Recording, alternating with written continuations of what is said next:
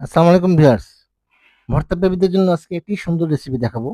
সেটি হচ্ছে কালো জিরা ভর্তা, বাদাম ভর্তা এবং শিং মাছের ডিমের ভর্তা। হ্যাঁ, এই ৩ টি ভর্তা দেখার জন্য আমরা আপনাদের সামনে হাজির হয়েছি। ১ম এ দেখাবো বাদাম ভর্তা। ১০০ গ্রাম বাদাম অল্প আঁচে পুরোপুরি ভেজে নিব। ভেজে নিয়ে এগুলিকে আমরা হাত দিয়ে কচলিয়ে উপরের আবরণটি ফেলে দিব। ৪-৫ টি শুকনো মরিচ অল্প তেলে ভেজে নিব। ১/২ কাপ পেঁয়াজ কুচি অল্প তেলে হালকা ভেজে নিব। এখন পাটায় এগুলি আমরা বেটে নিব।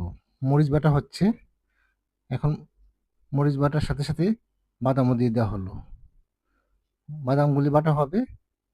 এখন এতে আবার পেঁয়াজের ভাজাগুলিও দিয়ে দেওয়া হলো।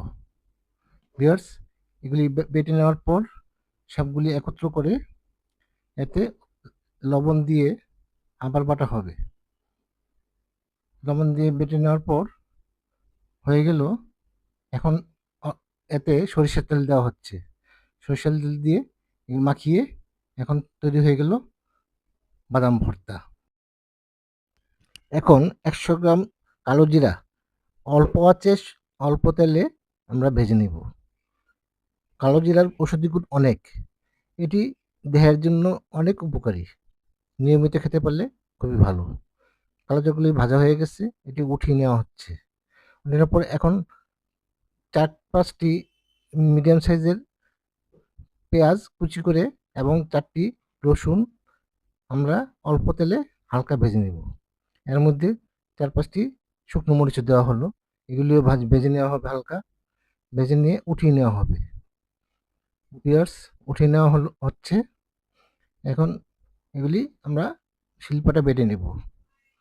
ভিউয়ার্স, মরিচগুলিকে বেটে নেওয়া হচ্ছে। সাথে সাথে কালিজিরাগুলিকেও দিয়ে দেওয়া হলো। কালিজিরাগুলিকেও বেটে নেওয়া হবে। বেটে নেওয়ার পর পেঁয়াজ এবং রসুনের অংশগুলিও এখানে দিয়ে বেটে নেওয়া হবে একসাথে। পেঁয়াজ রসুনগুলি দেওয়া হলো এবং এখন লবণ দেওয়া হচ্ছে। পরিমাণ মতো লবণ দেওয়া হলো। বেটে নেওয়া বেটে নেওয়া হচ্ছে। বেটে নেওয়ার পর এগুলিকে একত্র করা হলো। তৈরি হয়ে গেল কালো জিরার ভর্তা। ১০০ গ্রাম পরিমাণ শিং মাছের ডিম ভালো করে ধুয়ে তেলে ভেজে নিব। তেলে ভেজে নেব এবং এতে সামান্য পরিমাণ লবণ ছিটিয়ে দিব। ভিউয়ার্স, শিং মাছের ডিমের ভর্তা কিন্তু খুবই মজাদার। এটি আমরা তো পছন্দ করি, আমার ছোট বাচ্চারাও সবাই পছন্দ করে এবং এটি দিয়েই খেয়ে ফেলে। শিং মাছের ডিমের ভাজাগুলি আমরা উঠিয়ে নিব। উঠিয়ে নিয়ে এগুলিকে হাত দিয়ে মেখে ভালো করে ঝুরি করে নেব। ঝুরি করে নিয়ে তারপর এতে এখন আমরা সামান্য পেঁয়াজ কুচি, পরিমাণ মতো কাঁচামরিচ কুচি এবং পরিমাণ মতো লবণ দিয়ে আবার মেখে নিব। ভালো করে মেখে নিব। লবণও দিয়ে দিব স্বাদ মতো। মেখে নিয়ে ভিউয়ার্স, এতে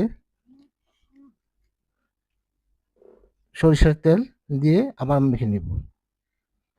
সরিষার তেল দিয়ে মেখে নিয়ে হালকা আমরা ধনেপাতা কুচিও এতে মাখিয়ে দিব। ভিউয়ার্স, হয়ে গেল শিং মাছের ডিমের ভর্তা।